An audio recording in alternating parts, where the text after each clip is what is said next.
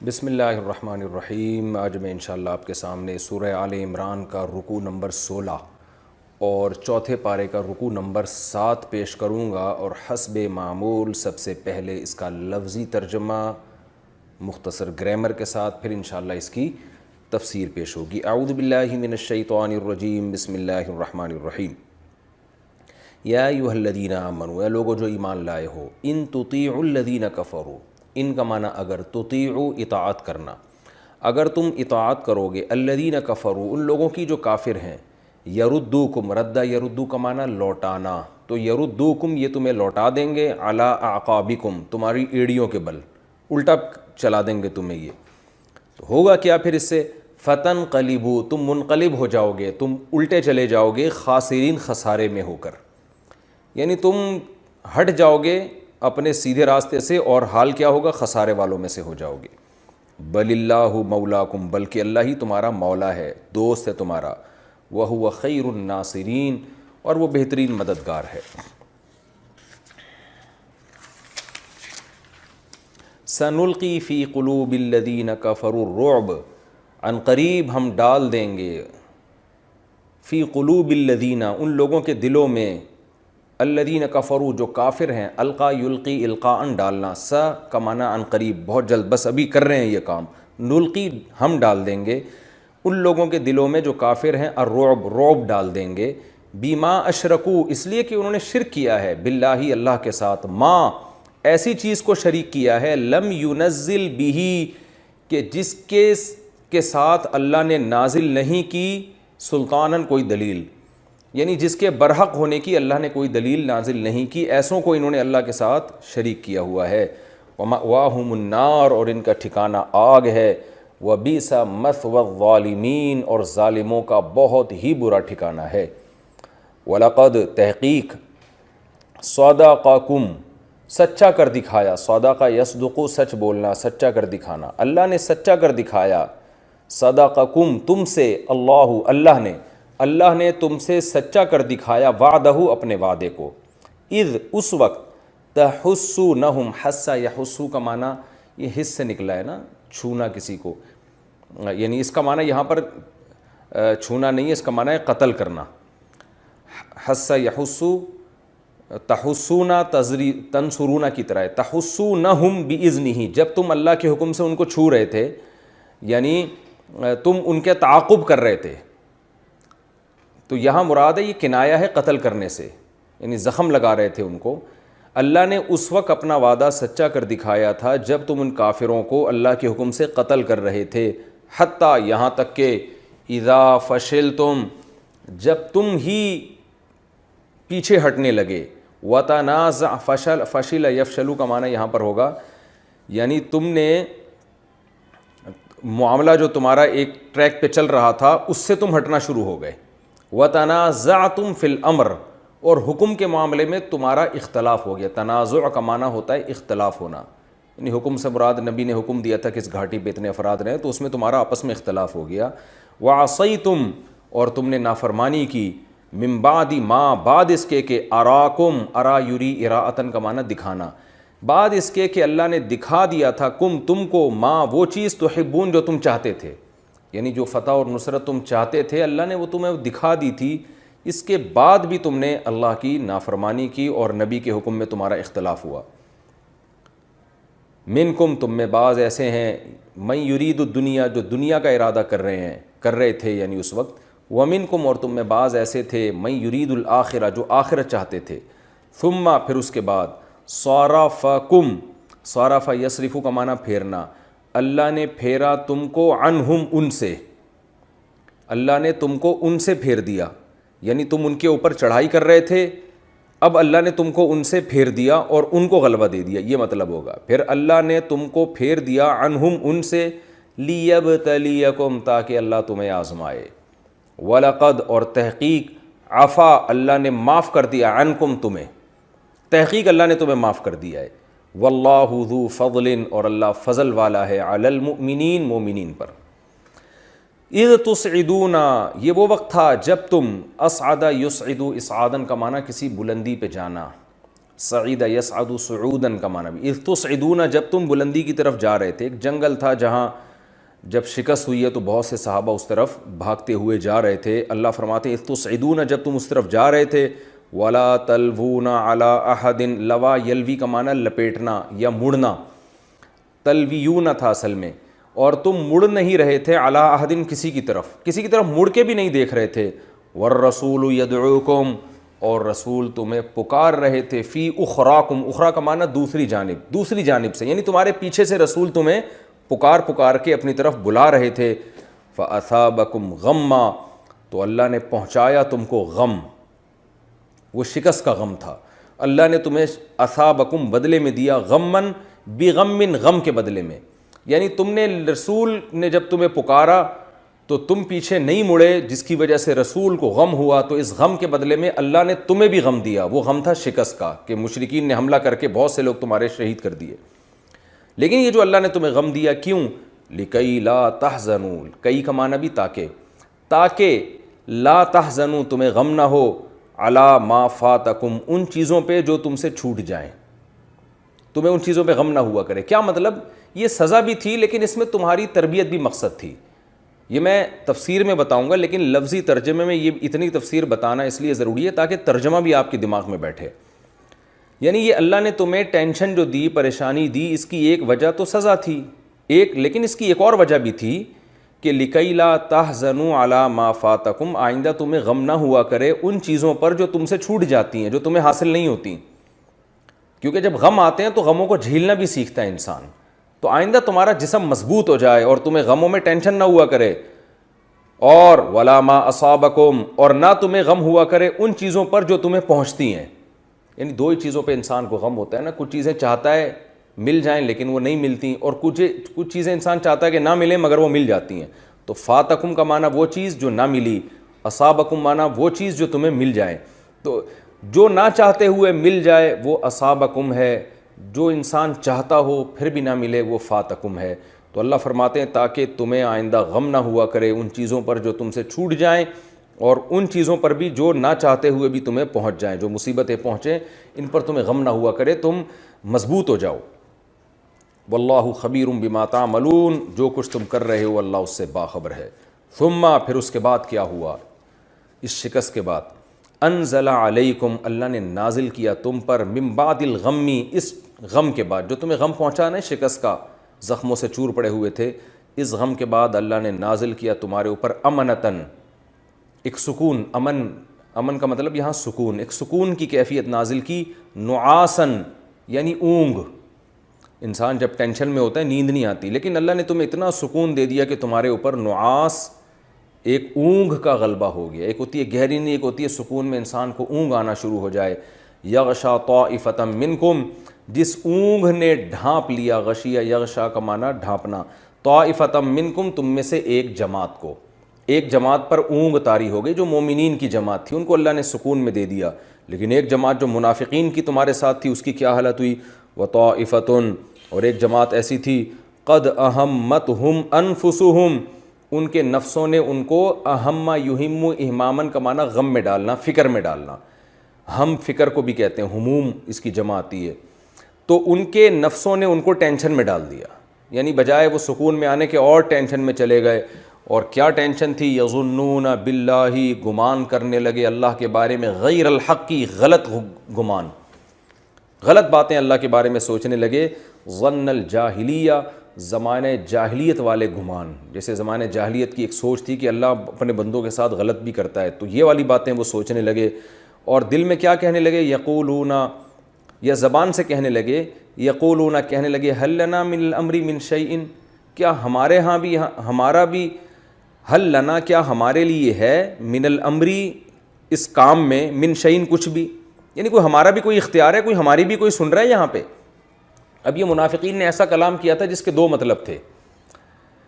ایک مطلب تو یہ تھا کہ ہمارے تو مشوروں پر عمل ہی نہیں ہوا، اور جب نہیں ہوا تو اس کا نقصان یہ کہ آج اتنے لوگ مر گئے، اتنے شہید ہو گئے، اور اب شکست کھا کے یہاں بیٹھے ہوئے ہیں، تو ہماری تو کوئی سنتا ہی نہیں ہے اور سب الٹا سیدھا ہو رہا ہے، یہ نقصان ہماری نہ سننے کی وجہ سے ہوا ہے. یہ اصل مطلب تھا. لیکن ڈرتے بھی تھے کہ ہم ایسی نیگیٹیوٹی پھیلائیں گے تو لوگ ہمارے خلاف ہو جائیں گے. تو اس کلام کا ایک دوسرا مطلب بھی نکلتا تھا. دوسرا مطلب یہ کہ بھائی جو کچھ ہو رہا ہے اللہ کی طرف سے ہو رہا ہے, ہمارا تو کوئی اختیار ہی نہیں ہے. یعنی منافق ایسی بات کرتا ہے نا کہ جب پکڑا جائے تو کہہ کہ بھئی اس کا یہ مطلب تھا, پکڑا نہ جائے تو پھر وہ نیگیٹیوٹی پھیلا رہا ہوتا ہے. تو حل لنا من الامر من شیء, کیا ہمارے لیے کچھ ہے؟ یعنی ہماری تو چل نہیں رہی, چل تو اللہ کی رہی ہے. ہم تو چاہ رہے ہیں فتح ہو جائے, ہم تو محنت کر رہے ہیں, لیکن وہ رہا ہے جو اللہ چاہ رہا ہے. تو ذو معنی کلام کیا انہوں نے. ایک کلام کا صحیح مطلب تھا, ظاہر ہے ہوگا وہی جو اللہ چاہے گا, اور ایک غلط مطلب تھا, اس کا ایک دوسرا معنی غلط تھا کہ ہماری کچھ بھی نہیں سنی جا رہی, سب اپنی نبی اپنی مرضی کر رہے ہیں, اور یہ جو لوگ ہیں ایمان والے لوگ یہ اپنی مرضی کر رہے ہیں, جس کی وجہ سے ہمیں یہ نقصانات ہو رہے ہیں. تو اللہ فرماتے ہیں کہ ان سے کہہ دیجئے قل ان الامر کلہ للہ, یہ بات تو طے شدہ ہے کہ امر اختیار اللہ ہی کا ہے, جیسے اللہ کہے گا ویسے ہوگا. وہ فتح دینا چاہے گا فتح ہوگی, نقصان پہنچانا چاہے گا نقصان ہوگا. تو اگر تمہارے کلام کا یہ مطلب ہے تو یہ مطلب تو بالکل ٹھیک ہے, لیکن قرآن کہہ رہا ہے یخفون فی انفسہم, یہ اپنے دلوں میں چھپاتے ہیں. اخفا یخفی, اخفاءن کا معنی چھپانا, ماں وہ چیز چھپاتے ہیں, لا یبدون لکا, جو ظاہر نہیں کر رہے آپ کے لیے. دل میں ان کے کچھ اور ہے, زبان پہ پوری بات ظاہر نہیں کر رہے. وہ دل میں کیا ہے؟ یقولون, یہ کہہ رہے ہیں, یعنی دل میں جو ہے نا وہ یہ بات ہے, یقولون کہہ رہے ہیں, لو کان لنا من الامر, اگر ہوتا ہمارے لیے اس معاملے میں شیء کچھ بھی, یعنی ہمارے لیے کچھ بھی اختیار ہوتا, یہاں پر ہماری بھی کچھ سنی جاتی, کچھ ہمیں بھی ویلیو دی جاتی, ما قتلنا ہا ہنا, تو یہاں ہم لوگ قتل نہ ہوتے. ہم سے مراد ہمارے لوگ, اتنے لوگ قتل ہو گئے یہ ہماری نہ سننے کی وجہ سے. یعنی بجائے اس کے کہ جنگ میں موٹیویٹ کریں, حوصلہ دیں, اور نیگیٹیوٹی پھیلانے لگے. تو اللہ نے قرآن میں کہا قل, اے نبی آپ ان سے کہہ دیجئے, لو کنتم فی بیوتکم, اگر تم اپنے گھروں میں بھی ہوتے, لبرز الذین, لام کا تاکید کے لیے ہے, برز یبرز, بروزن کا معنی ظاہر ہونا, اگر تم اپنے گھروں میں بھی ہوتے نا, یہاں نہیں بھی آتے, لبرز الذین, تو ظاہر ہو جاتے وہ لوگ, کتب علیہم القتل, جن پر قتل لکھ دیا گیا ہے تقدیر میں, جن کے مقدر میں موت لکھ دی گئی ہے, وہ ظاہر ہو جاتے, الی مضاجعہم, اپنے مضجع کہتے ہیں سونے کی جگہ, اور قتل ہو کے جو بندہ جہاں گرتا ہے وہاں بھی وہ ایک قسم کا سو ہی رہا ہوتا ہے, تو اس کو بھی مضجع کہا گیا ہے.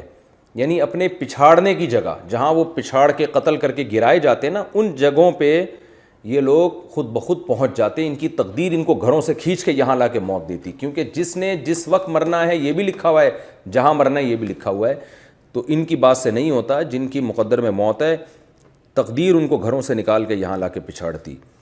وَلِيَبْتَلِيَ اللَّهُ مَا فِي صُدُورِكُمْ, اور یہ سب کچھ اس لیے ہوا ہے کہ اللہ آزمانا چاہتا ہے, یبتلی, ابتلا سے, کہ اللہ جان لے, ما فی صدورکم, تمہارے دلوں میں کیا ہے اللہ کے بارے میں. فتح میں تو پتہ چلتا ہے, شکست میں تم اللہ کے بارے میں کیا سوچتے ہو. وَلِيُمَحِّصَ مَا فِي قُلُوبِكُمْ, اور اللہ یہ بھی چاہتا ہے کہ جو کچھ تمہارے دلوں میں ہے اللہ اس کو خالص کر دے. تمحیص کا معنی اس میں نکھار پیدا کر دے, آزما کے اس کو مضبوط کر دے تمہارے دلوں کو. واللہ علیم بذات الصدور, اللہ سینوں کے بھیدوں کو خوب جانتا ہے. ان الذین, بے شک وہ لوگ, تولوا منکم, جنہوں نے تم میں سے پیٹھ پھیری, تولوا میدان غزوہ احد میں پیٹھ پھیری ہے جن لوگوں نے, یوما, اس دن, التقى الجمعان, جس دن دو جماعتوں کی آپس میں ملاقات ہوئی تھی. التقا یلتقی, التقاء کا معنی ملاقات کرنا, لقیہ یلقا سے باب افتعال ہے. جمعان, جمع ایک جماعت, جمعان دو جماعتیں, یعنی کافر اور مسلمانوں کی جماعتوں کی جب آپس میں ملاقات ہوئی تھی اس دن جن لوگوں نے پیٹھ پھیری ہے, انما, وہ صرف اس لیے تھی, استزلہم الشیطان, شیطان نے ان کو پھسلا دیا. زلہ, زے کے ساتھ اس کا معنی ہوتا ہے پھسلنا, زلل یزللو پڑھا جاتا ہے, زلہ یزللو. عجیب بات ہے, آپ دیکھیں عربی میں ایک لفظ ہے ذلہ, ذال کے ساتھ, اس کا معنی ہے ذلیل ہونا. ایک ہے ضاد کے ساتھ, ضلہ, اس کا معنی ہوتا ہے گمراہ ہونا. ایک ہوتا ہے زا کے ساتھ, ذلہ, اس کا معنی ہوتا ہے پھسلنا. اور ایک ہوتا ہے وا کے ساتھ, ضلہ, اس کا معنی ہوتا ہے چھاؤں میں آنا. تو ہر لفظ کا الگ مطلب ہے, لیکن پبلک سب کو ذلہ ہی پڑھ رہی ہوتی ہے. تو انما استزلہم الشیطان, شیطان نے ان کو پھسلا دیا تھا سیدھے راستے سے. کیوں؟ ببعض ما کسبوا, جو کچھ انہوں نے غلطی کی ہے, کسبو کا معنی جو غلطی کی ہے, اس غلطی کے بعض کی سزا کے طور پر، اس غلطی کے بعض کے بدلے میں. بی کا معنی بوجہ، بعض سبب کے لیے بھی آتا ہے کہ شیطان نے ان کو پھسلا دیا تھا. بی بعضی، بعض اس غلطی کے بدلے میں ما کا سبو جو انہوں نے کی، یعنی غلطی کی پوری سزا نہیں ہے، یہ غلطی کی تھوڑی سی سزا ہے. وہ غلطی کیا تھی؟ وہی گھاٹی سے ہٹ جانا. تو اس غلطی کی وجہ سے شیطان نے ان کو پھسلا دیا اور ان کے حوصلے پست کروائے شیطان نے. لیکن کیا ہے؟ وَلَقَدْ تحقیق عَفَى اللَّهُ عَنْهُمْ، اللہ ان کو معاف کر چکا ہے. لقد کا معنی یہ کام ہو چکا ہے، اس پہ ٹینشن نہ لو. ان اللہ غفور حلیم، بے شک اللہ معاف کرنے والا، حلیم بہت زیادہ بردبار ہے، برداشت والا ہے. یہ تو اس کا لفظی ترجمہ ہوا. اب ہم انشاءاللہ اس کی تفسیر کی طرف چلتے ہیں. غزوہ احد کے واقعات ہی چل رہے ہیں، اس میں بہت طویل واقعہ اللہ نے غزوہ احد کا بیان کیا، کیونکہ اس میں صحابہ کے حوصلے بہت پست ہوئے تھے. پھر دوبارہ انہوں نے ہمتیں کی، کہیں صحابہ کو تنبیہ ہو رہی ہے، کہیں ان کی تعریفیں ہو رہی ہیں. دونوں چیزیں ساتھ ساتھ چل رہی ہیں تاکہ قیامت تک آنے والے انسانوں کو سبق حاصل ہو. تو ہوا یہ تھا کہ جب غزوہ احد میں شکست ہوئی ہے اور یہ خبر پھیل گئی کہ آپ صلی اللہ علیہ وسلم شہید ہو چکے ہیں، تو مسلمانوں میں جو اہل اسلام میں منافقین بھی تھے، وہ ہر وقت اس ٹوہ میں لگے رہتے تھے کوئی موقع ملے. تو انہوں نے، بعض صحابہ کے تو حوصلے ویسے ہی پست ہو گئے نبی سے محبت کی وجہ سے، لیکن منافقین کو موقع مل گیا. انہوں نے کہا کہ بھئی دیکھو، اب محمد صلی اللہ علیہ وسلم تو شہید ہو گئے، قتل ہو گئے، اب کیا ہم کس کو فالو کریں؟ تو پرانا جو ہمارے باپ دادا کا جو دین تھا، کیونکہ منافق یہودیت پہ تھے، تو ہم اسی یہودیت کی طرف چلتے ہیں. اس پہ قرآن میں آیتیں نازل ہوئیں، اے ایمان والو ان تطیعوا الذین کفروا، اگر تم ان کافر، یہاں منافق کو اللہ نے صاف لفظوں میں کافر کہا ہے، یعنی جو ایسی باتیں کر رہا ہے وہ تو کافر ہی ہے نا. ان کافروں کی اگر تم نے اطاعت کی، یردوکم علی اعقابکم، تو تمہیں الٹے پاؤں واپس لوٹائیں گے، یہ تمہیں اس دین کی طرف پھیر دیں گے جو پرانا دین تھا، جو غلط مذہب تھا، اس کی طرف لے آئیں گے. فتنقلبوا خاسرین، اس سے تمہیں فائدہ نہیں ہوگا بلکہ تم لوٹ آؤ گے خسارہ لے کر، خسارے والے بن جاؤ گے. تو لہذا ان کی باتوں میں نہ آؤ، یہ تمہارے مددگار نہیں ہیں، یہ تمہارے دوست نہیں ہیں. بل اللہ مولاکم، بلکہ اللہ تمہارا مددگار اور دوست ہے. وہو خیر الناصرین، اور وہ بہترین مددگار ہے. تو ان کی باتوں میں مت آیا کرو. یہ آیتیں بعد میں نازل ہوئیں، لیکن اس میں ماضی کی حکایت کی گئی ہے کہ یہ کچھ ہو رہا تھا، تم نے آئندہ بھی ان کی باتوں کو فالو نہیں کرنا. رہا مسئلہ شکست کا کہ زخموں سے چور تم بیٹھے ہوئے ہو، تو اللہ نے فرمایا غم نہ کرو، سنلقی فی قلوب الذین کفروا، ہم بس ڈالنے والے ہیں کافروں کے دل میں رعب، تمہارا رعب ڈال دیں گے. خالد بن ولید اور حضرت ابو سفیان جو اس وقت مسلمان نہیں ہوئے تھے، یہ جب چلے ہیں تو ان کو خیال ہوا کہ یہ جو زخموں سے چور لوگ ہیں یہ تو شکست کھا چکے ہیں، تو اب ہم پاگل ہیں، ہم واپس کیوں جا رہے ہیں؟ ہمیں چاہیے دوبارہ ان پر حملہ کریں ہم. یعنی جب یہ طاقتور تھے تو ہم نے ان پر حملہ کر کامیاب کر دیا، اب تو یہ زخموں سے چور ہیں تو ہم کیوں واپس جا رہے ہیں؟ لیکن اللہ فرماتے ہیں کہ ہم نے کیا کیا، ان کے دلوں میں رعب ڈال دیا. اسباب کی دنیا میں ان کو لوٹنا چاہیے تھا، مگر یہ ڈر گئے کہ ایسا نہ ہو کہ کچھ اور ہی نہ ہو جائے. اور صحابہ بھی تیار ہو گئے تھے دوبارہ لڑنے کے لیے، تو یہ خوف ان کے دلوں میں بیٹھ گیا کہ بھئی یہ شکست کھا کے بھی دوبارہ لڑنے کے لیے تیار ہیں، تو چھوڑو، جو فتح ہے وہ کہیں دوبارہ شکست میں تبدیل نہ ہو جائے. تو اللہ نے صحابہ کو تسلی دی شکست کے بعد کہ ہم کافروں کے دل میں رعب ڈالیں گے، اس لیے کہ یہ اللہ کے ساتھ شرک کرتے ہیں اور ایسی چیزوں کو شریک کرتے ہیں جن کی ان کے پاس کوئی دلیل نہیں ہے. تو توحید پرست آدمی میں کانفیڈنس ہوتا ہے، اس کا ایک خدا ہوتا ہے. مشرک کو تو پتہ ہی نہیں ہوتا کس وقت کون مدد کرے گا آپ کی. وَمَأْوَاهُمُ النَّارُ، ان کا ٹھکانہ جہنم کی آگ ہے. وَبِئْسَ مَثْوَى الظَّالِمِينَ، اور ظالموں کا بہت برا ٹھکانہ ہے. پھر اللہ صحابہ پہ اپنی نعمت بیان کر رہے ہیں. منافقین نے یہ پروپیگنڈا شروع کیا، اللہ نے تو وعدہ کیا تھا کہ فتح ہوگی، یہ کیا ہو رہا ہے ہمارے ساتھ؟ تو اللہ نے صحابہ کو تسلی دی، فرمایا وَلَقَدْ صَدَقَكُمُ اللَّهُ وَعْدَهُ، اللہ تو اپنا وعدہ سچا کر چکا ہے. فتح کے اللہ نے جو وعدے کیے تھے وہ تو سچے کر دیے. کب؟ اِذْ تَحُسُّونَهُم بِإِذْنِهِ، جب تم ان کافروں کو اللہ کے حکم سے قتل کر رہے تھے میدان احد میں. حَتَّى إِذَا فَشِلْتُمْ، یہاں تک کہ جب تم ہی پیچھے ہٹنا شروع ہو گئے، تم نے ہی غلطیاں کرنا شروع کر دیں. وہ غلطی کیا تھی؟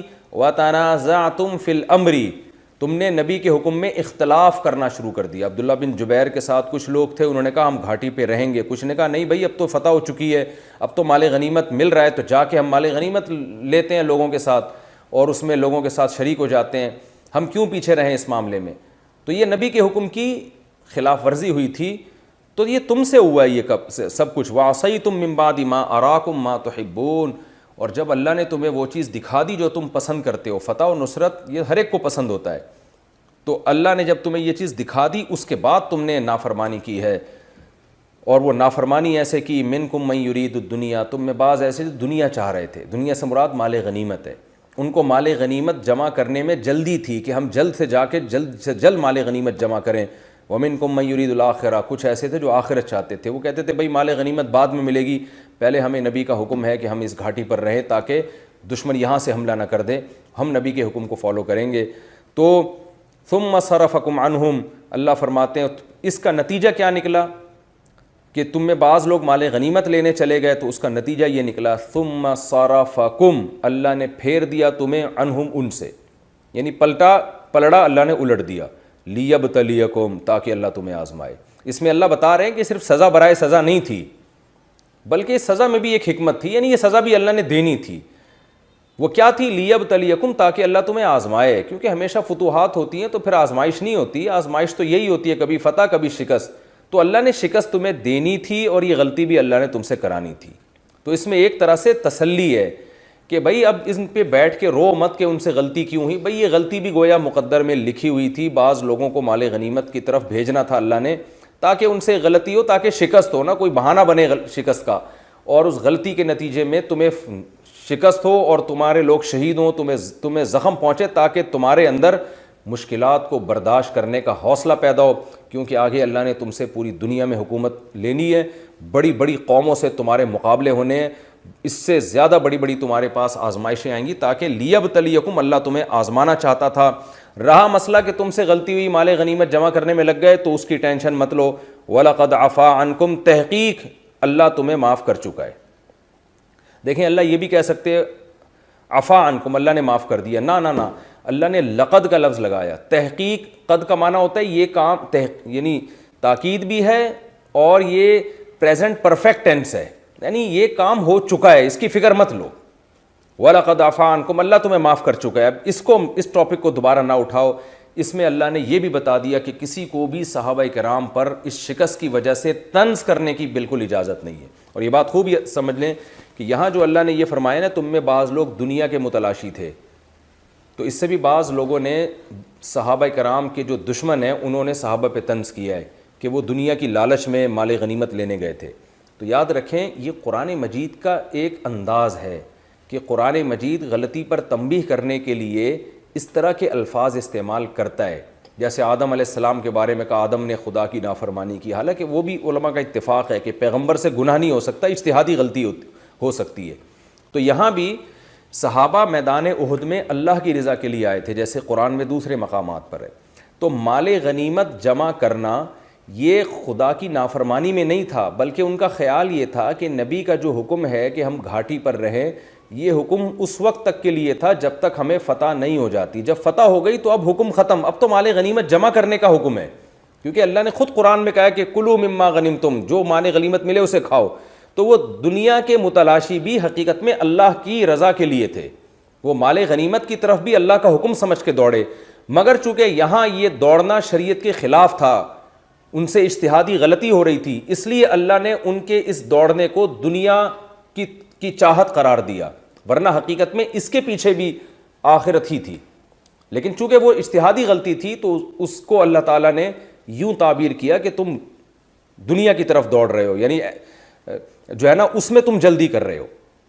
تو اس لیے خوب سمجھ لیں کہ یہاں صحابہ کے پیش نظر دنیا برائے دنیا نہیں تھی. اگر دنیا برائے دنیا ہوتی تو وہ میدان احد میں اترتے کیوں, اور اتنی سخت لڑائی میں نبی کا ساتھ کیوں دیتے, اور وہ تو پھر منافقین کی باتوں میں آ جاتے.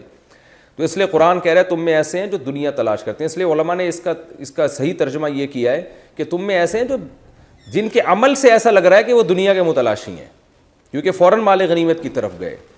حقیقت میں ایسا نہیں ہے, لیکن ان کے عمل سے ایسا لگ رہا ہے کہ وہ دنیا کے متلاشی ہیں.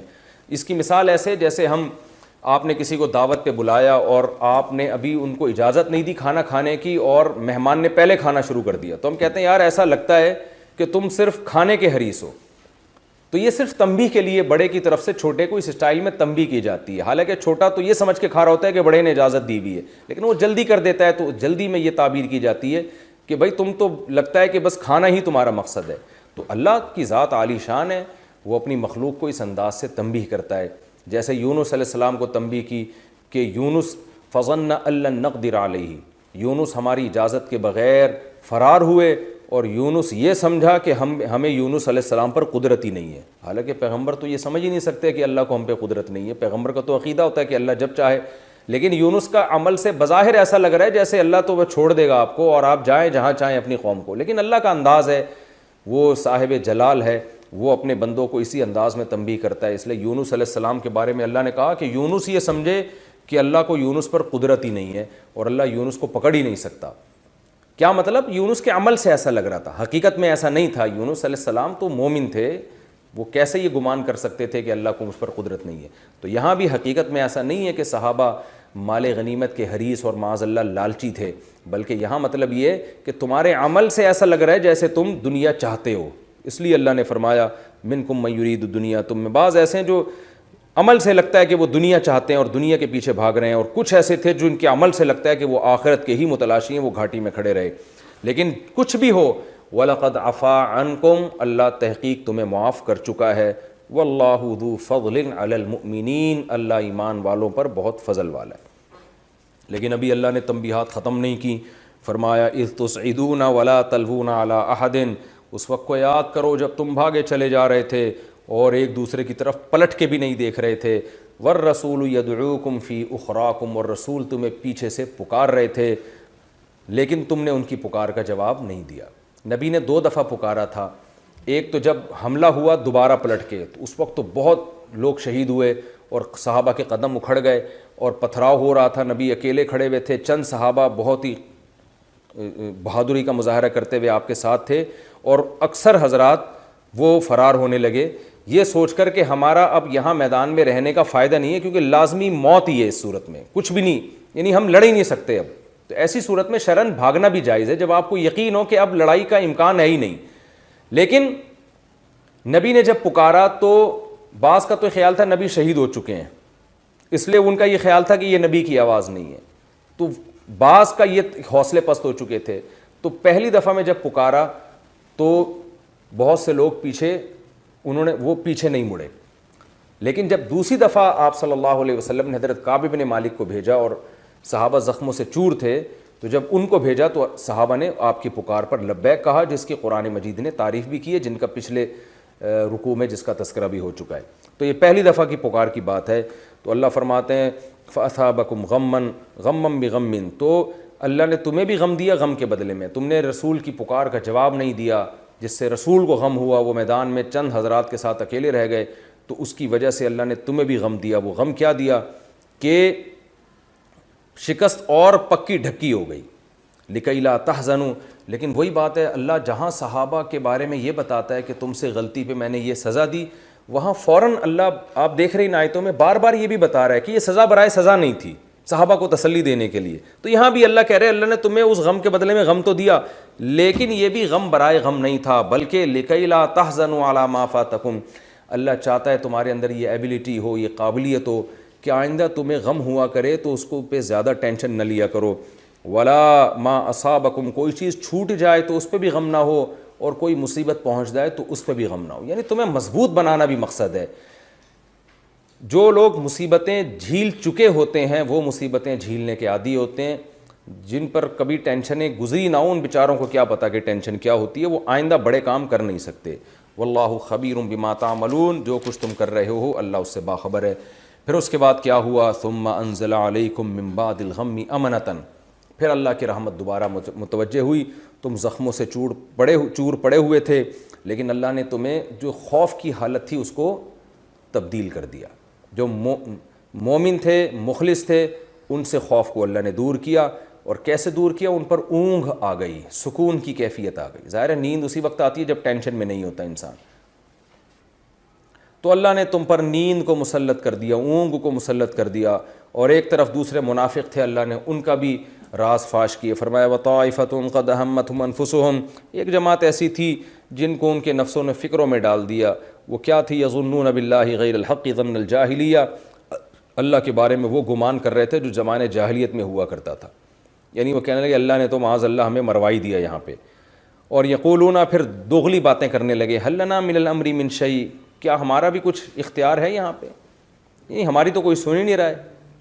ایک مطلب اس کا یہ تھا کہ ہماری تو کوئی سنتا ہی نہیں ہے، سب کچھ ہماری مخالفت کی وجہ سے ہوا ہے، اور ایک مطلب یہ تھا کہ بھئی جو کچھ ہو رہا ہے تقدیر کا حصہ ہے، ہمارا اختیار نہیں، اللہ کا اختیار ہے۔ تو زو معنی باتیں کر رہے تھے، لیکن اللہ کہتے ہیں حقیقت میں کیا ہے؟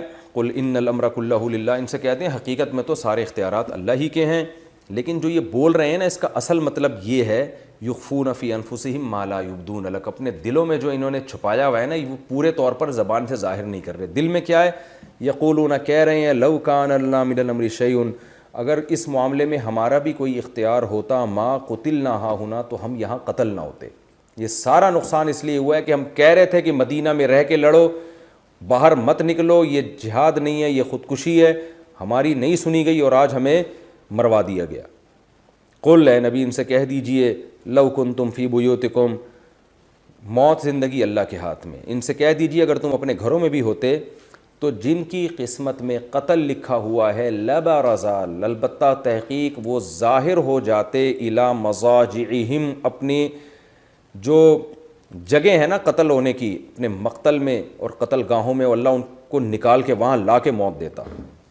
وَلِيَبْتَلِيَ اللَّهُ مَا فِي صُدُورِكُمْ، اور جو کچھ اللہ نے کیا وہ اس لیے کیا کہ اللہ جانچ لے ماں ان چیزوں کو جو تمہارے دلوں میں ہے۔ اللہ یہی دیکھنا چاہتا تھا مومن کون ہے اور منافق کون، تو اللہ نے مومن اور منافق کو آزما لیا، تمہارے سینوں کو اللہ نے آزما لیا کہ سینوں میں کیا ہے۔ وَلِيُمَحِّصَ مَا فِي قُلُوبِكُمْ، اور تمہارے دلوں کو اللہ جو ہے وہ اس کے میل کو بھی دور کرنا چاہتا تھا، یعنی آزمائشوں میں ڈال کے اللہ نے تمہیں اور زیادہ مضبوط کر دیا ہے۔ واللہ علیم بذات الصدور، اللہ سینوں کے بھیدوں کو جانتا ہے۔ ان الذین تولوا منکم، کیا مطلب؟ جانتا پہلے سے ہے لیکن آزمائش کے ذریعے اللہ ظاہر بھی کرنا چاہ رہا ہے۔ ان الذین تولوا منکم، اس رکوع کا آخری آیت اس پہ ختم ہو رہی ہے کہ فرمایا تم میں جو لوگ اس دن پیٹ پھیر کے بھاگے تھے، جس دن دو جماعتوں کی آپس میں مقابلہ ہوا تھا، انما استزلهم الشیطان ببعض ما کسبوا، ان سے کچھ غلطیاں ہوئی تھی جس میں سے کچھ سزا اللہ نے ان کو دی ہے۔ وہ کیا سزا ہے؟ کہ شیطان کا کو ان پر مسلط کر دیا، اور اس غلطی کی وجہ سے شیطان نے ان کو پھسلا دیا۔ لیکن وہی بات ہے وَلَقَدْ عَفَا اللَّهُ عَنْهُمْ، اللہ دشمنان صحابہ کے لیے تو کوئی راستہ چھوڑ ہی نہیں رہے ہیں ان آیتوں میں۔ جہاں سزا کا ذکر ہوتا ہے اللہ معافی کا بھی ذکر کرتے ہیں اور حکمت کا بھی ذکر کرتے ہیں۔ فرمایا وَلَقَدْ عَفَا اللَّهُ عَنْهُمْ، تحقیق اللہ ان کو معاف کر چکا ہے۔ پہلے اللہ نے صحابہ سے خطاب کیا، تمہیں معاف کر چکا ہے، اب اللہ ہم سے خطاب کر رہے ہیں کہ اللہ ان کو معاف کر چکا ہے۔ ان اللہ غفور حلیم، اللہ بردبار اور بہت زیادہ معاف کرنے والا ہے۔ یہ تو یہ رکوع تھا جس میں ہم نے سورہ غزوہ احد کا واقعے کا یہ پہلو بہت اللہ نے تفصیل سے اجاگر کیا، اس کی تفسیر بھی ہو گئی۔ اس سے ہمیں جو اسباق ملتے ہیں مختصراً اس کا تذکرہ کر دیتا ہوں۔ پہلی بات تو یا ایھا الذین آمنوا ان تطیعوا الذین کفروا یردوکم علی اعقابکم، کافروں کی اتباع کرو گے تمہیں دین سے پھیر دیں گے۔ اور یہ کافر کی اتباع کب ہو رہی تھی؟ جب یہ خبر پھیل گئی تھی کہ نبی صلی اللہ علیہ وسلم کی شہادت ہوئی ہے۔ اس سے پتہ چلتا ہے کہ جب بھی کوئی غم کی خبر پھیلتی ہے تو اس میں دو طرح کے لوگ ہوتے ہیں، ایک حوصلہ توڑنے والے اور ایک حوصلہ دینے والے۔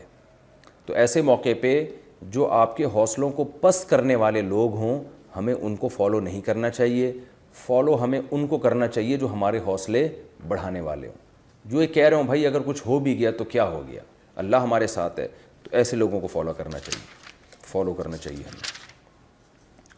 دوسری بات یہ بھی پتہ چلتی ہے کہ اسلام اور کفر کا جب بھی مقابلہ ہوگا تو صرف اسباب نہیں بلکہ قرآن کہتا ہے سنلقی فی قلوب الذین کفروا الرعب، ہم کافروں کے دلوں میں رعب ڈالیں گے۔ تو یہ صرف میدان جنگ میں نہیں ہے، دنیا میں جب بھی حق اور باطل کا مقابلہ ہوتا ہے، اگر آپ حق پر ڈٹے رہیں تو اللہ باطل کے دل میں رعب ڈالتا ہے، چاہے وہ نظریاتی جنگ ہو، دلائل کی جنگ ہو یا میدان جنگ ہو۔ تو یہ اللہ کی طرف سے مدد ہوتی ہے، اور اس کی وجہ کیا ہے؟ بما اشرکوا باللہ، کافر یا تو اللہ کو مانتا ہی نہیں ہے، مانتا ہے تو اللہ کے غیر کو اللہ کے ساتھ شریک کرتا ہے یا باطل مذہب کو فالو کرتا ہے۔ تو جو لوگ بھی ایسی چیز کو فالو کرتے ہیں ما لم ینزل بہ سلطانہ، جس کی ان کے پاس دلیل نہیں ہوتی، تو ویسے ہی مرعوب ہوتے ہیں، ویسے ہی وہ مرعوب ہو جاتے ہیں۔ تو اہل حق کے ساتھ اللہ کی مدد اور اہل باطل کے دلوں میں اللہ اہل حق کا روب ڈالتے ہیں۔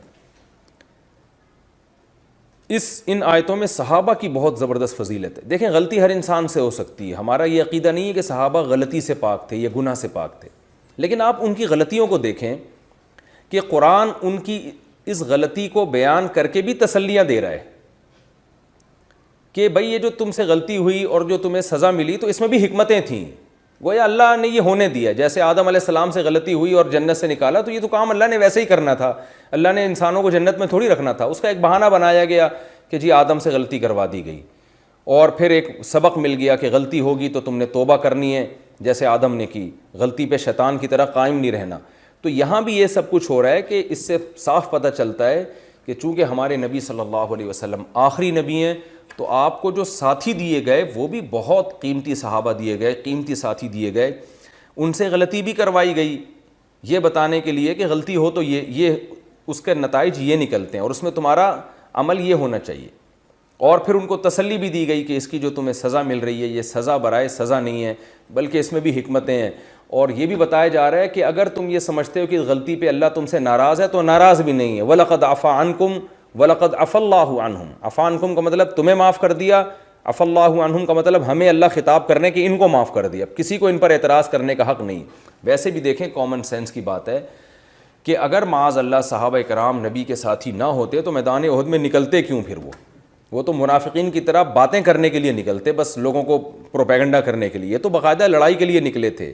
ایک چیز میں ان سے اجتہادی خطا ہو گئی، وہ یہ سمجھ رہے تھے بعض حضرات کہ نبی نے جو ہمیں گھاٹی پہ بٹھایا ہے وہ صرف اس وقت تک کے لیے بٹھایا جب تک فتح نہیں ہو جاتی، اور بعض کا خیال یہ تھا کہ نہیں بھئی یہ مستقل بیٹھنا ہے جب تک کہ نبی کی ہمیں پرمیشن نہیں ملتی۔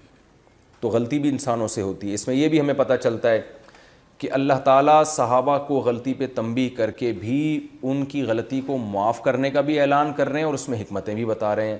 تو ہمیں بھی اپنے چھوٹوں کے ساتھ یہ کرنا چاہیے کہ ایسا نہ ہو کہ ان سی غلطی پر ہم قیامت تک کے لیے اس کو لے کے ہی بیٹھ جائیں۔ آج بہت سے لوگ دیکھتے ہیں کہ کسی چھوٹے سے غلطی ہو گئی تو بار بار اسی کو دہراتے رہے، تم نے تو یہ کیا تھا، تم نے تو یہ کیا تھا، اس سے موٹیویشن نہیں ملتی، حوصلے پست ہو جاتے ہیں۔ تو غلطی ہو گئی اس کو خود تسلی بھی دیں، آپ غلطی پہ سزا دے کے تسلی بھی دیں، بھائی ہو گیا کوئی اتنے بڑا مسئلہ نہیں ہے، سب کے ساتھ ہوتا ہے۔ تو یہ ہمیں بھی کرنا چاہیے جو اللہ کی عادت ہے۔